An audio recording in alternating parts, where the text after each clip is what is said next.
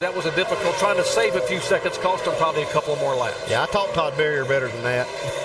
He knows better. Jimmy Johnson is our leader. Kurt Busch in second spot. Jamie McMurray is third. Ryan Newman, the pole sitter, back in fourth position. Matt Kenseth is fifth. Clint Boyer, one of the chasers, is in sixth. Bobby Labonte seventh. Gilliland eighth. And the 25 car, Casey Mears. And what a May Casey Mears had here at Lowe's Motor Speedway. We asked him the thoughts and remembrances about that very first Cup win here back in May. You know, it's a huge sigh of relief, really, after, you know, four years or a little over 4 years of trying to win a race here in this series and finally getting one. You know, it's funny because I was extremely excited, very happy, you know, after the race, but I think that, you know, the day after I was 10% happy and 90% relieved.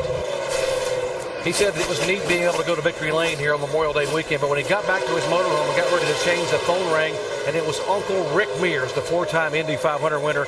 And for Rick to call me after I watched Rick all those years win at Indianapolis, to call me and say, "Congratulations, Casey, that first win under your belt, you know, happy for you." So that meant more to me than anything in the world. Those first wins are really special. The rest of once you get that first win, I mean, how important is it now to get that second one to say, hey, I belong here. This is something I deserve to do. It's very important, Andy. You want to legitimize yourself. You want to say, hey, the first one wasn't a fluke. And when you win again, you go, okay, guys, I'm in the club now. I belong here, and I'm part of this deal. And that really makes you feel good. Well, the man who is chairman of that club at this racetrack anyway, driving the Lowe's Chevrolet at Lowe's Motor Speedway, that guy, Jimmy Johnson, reigning NASCAR Nextel Cup champion. Johnson now has led twice for 15 laps. You're watching ESPN on ABC.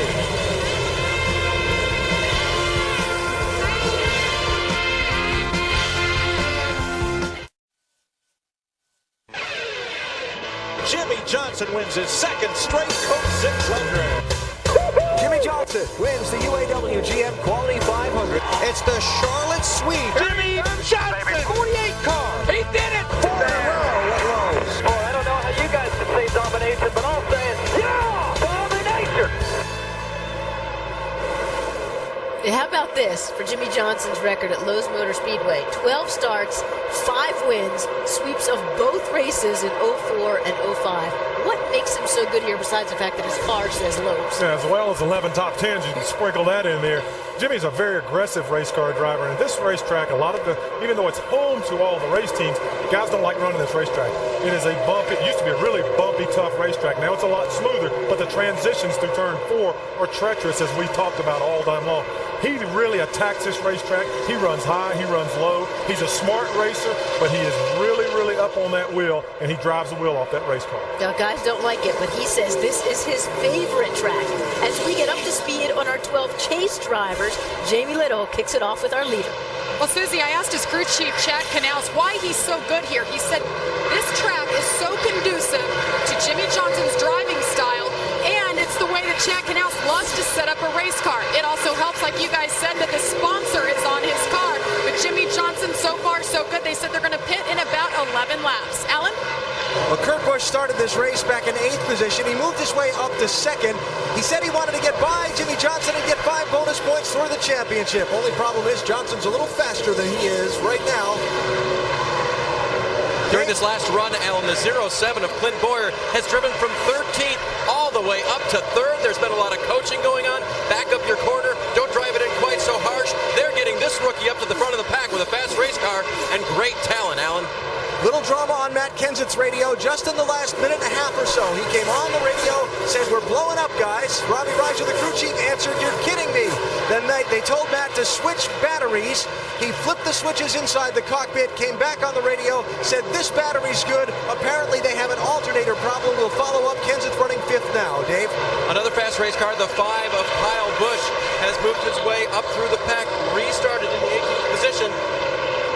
And there he is right now, the 5 car of Kyle Busch. 4 tires and air pressure adjustment on the last run. A little snug all the way through the corner right now for him. And Jeff Gordon started 4th. He's currently running 12th. He's actually moved up 2 spots to 10th. His car's coming around a little bit, but he's saying he has a push. Basically, when he goes into the corner, that car just wants to go straight. 41 on the wall, guys. Jamie caution for the third time. Third time and out the 41 car, Reed Sorensen. His Dodge has had contact with the concrete. Now we'll bring out caution here on lap 67, about 8 to 12 laps prior to their scheduled pit stops. He's got a right front tire down. We heard on the radio there that he said he blew a right front. Had quite a few guys scrape the wall, and there could be some debris out there that these guys are getting into. That thing definitely blew out. It's a good thing he was up that close to the wall. That's a great point right there, Andy. A lot of guys, if they blow a tire and you're on the bottom of the track, you're going to go clear to the top and knock that wall down. He was only 2 foot off that wall. Almost identically the same spot he hit last night in the NASCAR Busch Series race. Of course, last night he lost an axle in the Busch car, hit the wall pretty hard, and tonight his Dodge, just slips up across the track and then pops it there. Jerry, boy, if he's on the bottom of the track, it really tears that car up bad. These guys might be able to get back in the hunt right now, but his beat the fenders out. Get the thing back on track, fix the toe in. Remember, most of these guys that were on pit road a little bit ago took only right side tires. Andy, I think we're going to get 4 good years and everything you can get in this stop. You'll definitely see 4 tire stops here. And the reason is because they're going to be able to take or need to take on 2 cans of fuel. And it takes about 15 seconds to drain both of those cans. So they'll be taking 4 tires here. Cars coming on the pit road. Let's go down to Alan Bestwick. Kurt Busch with the first pit stall on pit road. As Andy called, it will be a 4-tire change here. Some air pressure adjustments as well on this 2 car to try and help the handling on that machine. Jamie? And Jimmy Johnson just came over the radio, said it's the first signs of his car being tight. He's going to come in and take 4 tires. That first stop, he only took right sides. This should help him out. Dave? This is Glenn Boyer's first stop for 4 tires. The first one he took 2. This will be a 4-tire stop. Slight air pressure adjustment, but please don't change the way the car is running. It's really, really fast. Here they go to the left side now to try to get Glenn back off of pit road. And finishing up, they'll try to keep their position, but it seems prolonged. He lost a couple spots, it looks like, guys. Long pit stop for Boyer. You see Kurt Busch will lead him off of pit road, gains a spot. Kenseth up a couple of spots. Jimmy Johnson back 2. Kyle Busch up 3 spots, and Busch had a very fast race car. Of course, McMurray back in 5 positions. Greg Biffle in the 16 car on pit road getting his tires changed. And his crew cam, Jackman Craig Pope out of Marietta, Georgia. Watch these guys go to work. And you see his Jackman, he gets that car up, he helps that right rear tire changer pull that tire off. He sets it in place for the other tire carrier to roll over to the wall. He has to get this left side up. That's all he has to do on the left side is get the car up, make sure that these guys are ready to go. You see him making a chassis adjustment on the left rear. He's down and away. And that's how you get it done in 13 seconds or less on pit road. Back with a restart here at Charlotte in just a moment.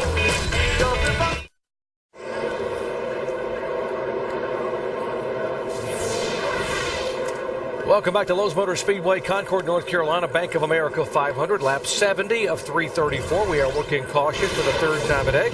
Car number 41 having contact with the wall. Here's our Ford lap leaders, Jimmy Johnson. You see Jamie McMurray, Ryan Newman. Now, some of the guys that stayed on the racetrack to lead a lap for very precious points. You get 5 points for leading a lap, 5 bonus points.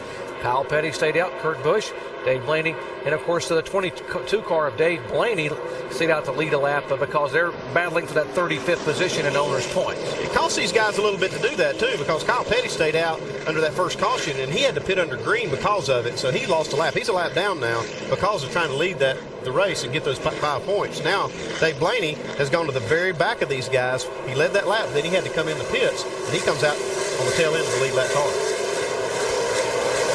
Set for the restart. Kurt Busch leads him down in the Dodge. A Ford behind him, Kenseth, and a Chevy behind him, Jimmy Johnson.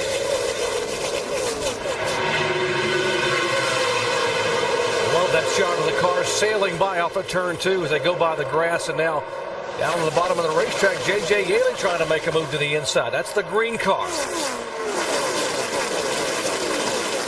Haley being shown a lap down. He is the first car a lap down. He wants to stay there to be able to get the free pass if the yellow were to come back out. Take a look at Kurt Busch right there leading this race. These guys have been able to pit, put 4 tires on, make the chassis adjustments they need. The track's going down again. They need to stay up with the racetrack. 17 car.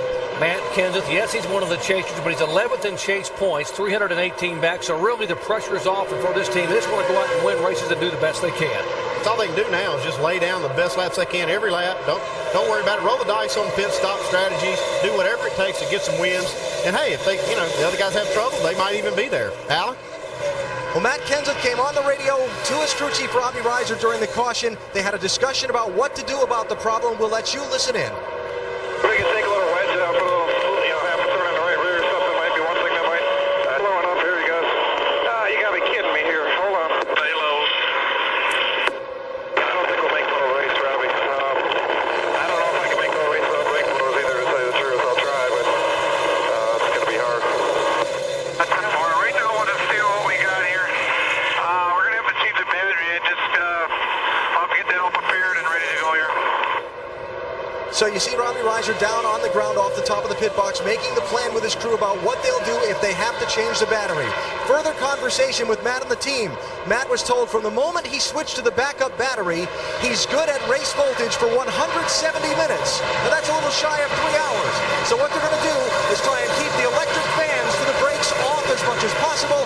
Every now and then Matt's going to switch back to the old battery that was run down when the alternator first failed to try and get some life out of that. And they're going to see how long they can nurse this to keep from giving up all their track position by having to come in and make a lengthy battery change.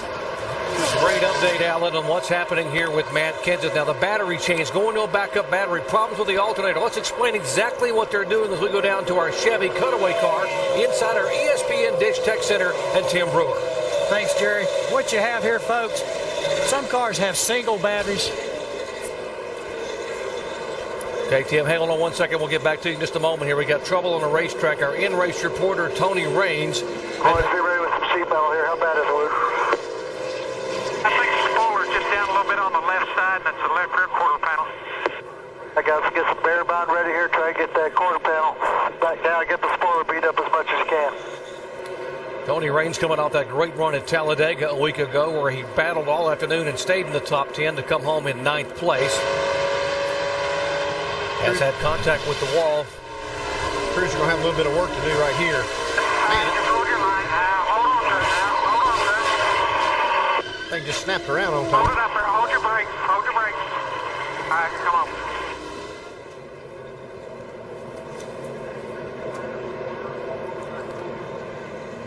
Tony Raines, of course, this car next year being driven by J.J. Yaley. Tony trying to drive and make a statement the last 6 races of the year to be able to get a ride for 2008. Now, as he comes on the pit road, let's check in once again with Tim Brewer to update what's going on with the battery and alternator. Thanks, Jerry. Pardon the interruption, folks. As we got one battery sitting in the car here, that's not my way of doing things because you have to disconnect it, pull the battery out, change it.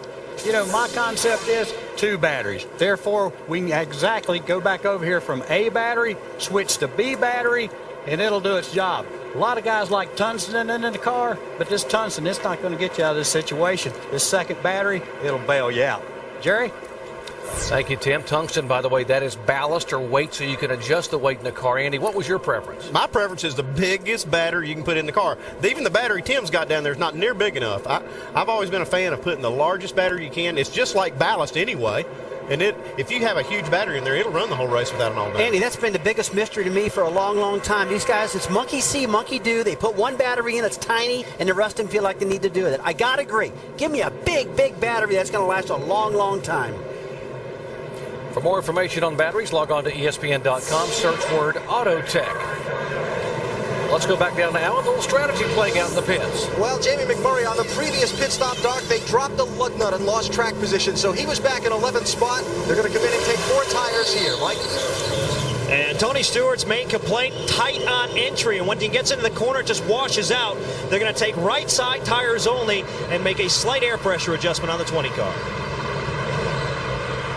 Thanks, guys. Rusty, you were very good at this racetrack, and tight on entry, something you hear a lot of drivers complain about over the years. Yeah, tight on entry, that's not something you want. That means the front end's float. You're turning the car, going in a corner, it won't turn. It tries to slide the nose up. A sick feeling. 16 car, Greg Biffle up on Jeff. Get to the back. Okay, what those guys are doing, there's an adjustment down there that you talk to him. Let him know. Still got time. You can adjust the actual steering of the rear end and the alignment of the rear end by a centric bolt that's in that right rear. Down nice and easy. Topped off. All right, here we go. 4,000. So, Andy, is it possible when he hit the wall, the right rear axle housing got knocked backwards? Well, I don't think he's hit the wall. I don't see any damage on the 16. I think this is just an adjustment that they're going to make. I think maybe they had that axle steered one way, and they're finding out that that's not working for them, so they're going to change it here. How does that help the car handle? Well, what you do is the rear wheels are, you would imagine them being straight in the car. Well, you can actually steer that rear end one way or the other and steer the back of the car a little bit. And maybe they had it steered one way or the other, and maybe they want to go back square, maybe they want to go the other way. I don't know exactly what they're doing. Hey, Jamie, you know more? Well, Andy, you guys can certainly explain this better than I can. They moved the house